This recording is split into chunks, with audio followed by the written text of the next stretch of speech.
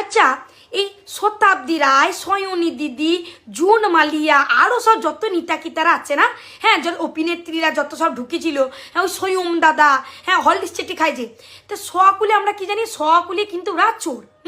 চোর জানতাম, গুন্ডাগার্দি, খুন খামারি সমস্ত কিছু তৃণমূলী ছিল।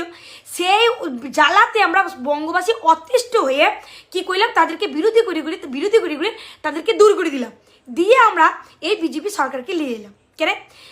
কেন নিয়ে এলাম, নিয়ে যে না বাবা, এই সরকার নিয়ে এলে আমরা চোর থেকে, দুর্নীতি থেকে, খুন খামারি থেকে রেহাই পাবো।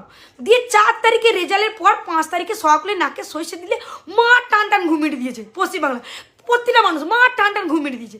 তারপরে একটা দিন যেচ্ছে, আর ওই চোরগুনাকে খপাত করে ধরিয়ে টপাস করে বলেছিল জেলে পড়বে। ও বাবা, দলে হচ্ছে, ঠিক আছে, দলে হচ্ছে, দিয়ে বললো কি ভালো তৃণমূল, ঠিক আছে, তাহলে আমরা ভুল ছিলাম, এগুলো সবই